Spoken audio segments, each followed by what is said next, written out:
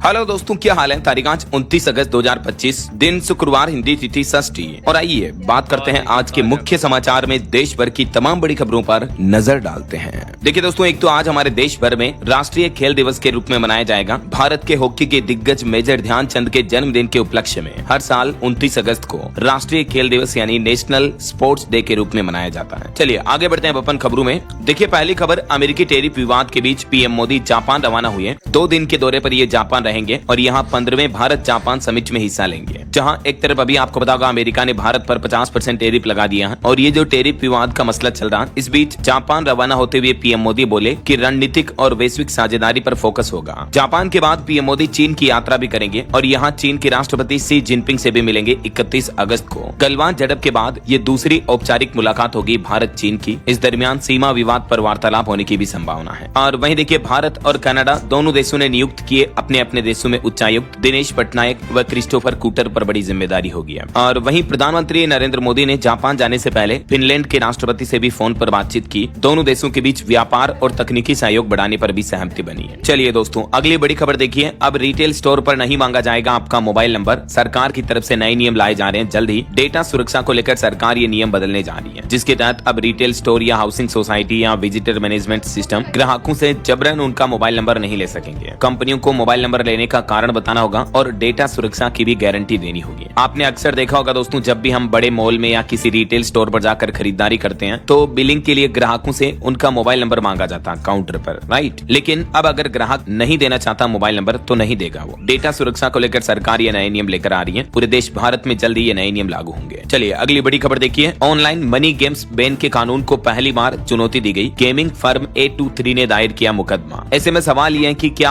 आखिर रुकेगा online gaming पर लगा हुआ बैन। कर्नाटक हाईकोर्ट में केंद्र सरकार के नए ऑनलाइन गेमिंग विधेयक यानी एक्ट को कानूनी चुनौती दी गई। जो ऑनलाइन गेमिंग प्लेटफॉर्म ही है A23, जिस पर रम्मी सर्कल वगैरह इस तरह के गेम खेले जाते हैं, तो इस कंपनी ने ये चुनौती दी है। हालांकि कंपनी ने अपनी खुद की वेबसाइट पर भी ये नोटिस लगा दिया है। In compliance with the new promotion and regulation of online gaming act of 2025, cash games and deposits are no longer available on our platform. तो जितने भी ऑनलाइन गेमिंग प्लेटफॉर्म थे जिन पर पैसा लगा करके खेला जाता था, जैसे ड्रीम 11, माई 11 सर्किल वगैरह, ये सब प्लेटफॉर्म अब बंद होने जा रहे हैं। लेकिन ये रमी खिलाने वाली कंपनी A23 ने कर्नाटक हाईकोर्ट में एक याचिका लगाई। इस गेमिंग बिल के खिलाफ 30 अगस्त को हाईकोर्ट में सुनवाई होगी। कंपनी ने कहा कि स्किल बेस्ड गेम को बैन करना गलत है। तो अब देखते हैं आखिर हाईकोर्ट की तरफ से इस पर क्या फैसला आता है। फिलहाल देखिए अगला अपडेट। PMJDY योजना के 11 साल पूरे होने के मौके पर पीएम मोदी बोले कि इस स्कीम ने लोगों को अपना भाग्य खुद लिखने की ताकत दी। PMJDY यानी जो प्रधानमंत्री जन धन योजना है, इसके 11 साल पूरे हो चुके हैं और इस योजना के तहत अब तक हमारे देश में 56 करोड़ से भी ज्यादा बैंक अकाउंट खुल चुके हैं। खास करके इस योजना के जरिए ग्रामीण क्षेत्रों में भी लोगों को बैंकिंग सेवाओं तक पहुंच मिली है और इस योजना में 56% खाते महिलाओं के हैं। तो इस योजना के 11 साल पूरे होने के मौके पर पीएम मोदी ने इसकी उपलब्धियों के बारे में भी बताया। और वहीं देखिए दोस्तों, हरियाणा सरकार ने भी एक बड़ी घोषणा की। लाडो लक्ष्मी योजना शुरू करने जा रही है हरियाणा गवर्नमेंट। अगले महीने 25 सितंबर से मिलेंगे हरियाणा की इन सभी महिलाओं को 2121 रुपए। हालांकि इस योजना के लिए सरकार ने कुछ नियम और शर्तें भी रखी है, जिसकी जानकारी आप देख सकते हैं। जिन महिलाओं के परिवार की सालाना आय 1 लाख रुपए से कम है, ऐसी 23 साल या उससे ज्यादा उम्र की सभी महिलाओं को इस योजना का लाभ मिलेगा। और इसमें एक शर्त ये भी जरूरी होगी कि 15 साल से हरियाणा का निवासी होना जरूरी होगा। कैंसर की स्टेज 3 और 4 से ग्रस्त महिलाओं को भी योजना का लाभ मिलेगा। हालांकि जिन महिलाओं को 2100 से ज्यादा किसी अन्य पेंशन योजना का लाभ मिल रहा है, तो उन्हें इस योजना का लाभ फायदा नहीं दिया जाएगा। हरियाणा के मुख्यमंत्री नायब सिंह सैनी बोले कि सितंबर से ही महिलाओं को 2100 रुपए महीना मिलना शुरू हो जाएंगे। जैसे मध्य प्रदेश वगैरह कुछ राज्यों में लाडली लक्ष्मी योजना चलती है ना, तो वैसे ही हरियाणा सरकार ये लाडो लक्ष्मी योजना शुरू करने जा रही है। हरियाणा के मुख्यमंत्री नायब सिंह सैनी बोले कि सितंबर से ही महिलाओं को 2100 रुपए हर महीना मिलेंगे। परिवार में 3 महिलाएं हैं तो सभी को मिलेगा ये लाभ। सरकार ने उम्र और इनकम की शर्तें जरूर बताई है, जो मैंने आपको बताया कौन कौन महिलाएं इसके लिए पात्र होगी, है ना। चलिए अगला अपडेट देखिए। एप्पल कंपनी ने भारत में अपना प्रोडक्शन बढ़ाया। त्योहारी सीजन में iPhone 17 लॉन्च करने की भी तैयारी की जा रही है। 9 सितंबर को एप्पल का इवेंट भी होने वाला, तो उसमें लॉन्चिंग हो सकती है। और वहीं देखिए केंद्र सरकार ने एक बड़ा फैसला लिया। अमेरिकी टैरिफ से भारत के टेक्सटाइल सेक्टर यानी कपड़ा मार्केट को बचाने के लिए ये फैसला लिया गया है। और इसके तहत अब कपड़ा कारोबारी 31 दिसंबर तक ड्यूटी फ्री कॉटन इंपोर्ट कर पाएंगे। 11% तक की छूट मिलेगी। सरकार ने कपास यानी कॉटन के ड्यूटी फ्री आयात को 3 महीने और बढ़ा दिया। अब इस साल की अंतिम तारीख तक यानी 31 दिसंबर तक टेक्सटाइल कारोबारी बिना इंपोर्ट ड्यूटी के बाहर से कॉटन मंगवा पाएंगे। सरकार का कहना है कि 50% अमेरिकी टैरिफ के बोझ से कारोबारियों को राहत देने के लिए ये फैसला लिया गया है। हालांकि इस फैसले पर दिल्ली के पूर्व सीएम अरविंद केजरीवाल ने भी कहा कि मोदी ने अमेरिकी कपास पर 11% टैक्स हटाया। यह किसानों के साथ धोखा है। केंद्र सरकार ने कहा कि टेक्सटाइल इंडस्ट्री की डिमांड के लिए हमने ऐसा किया।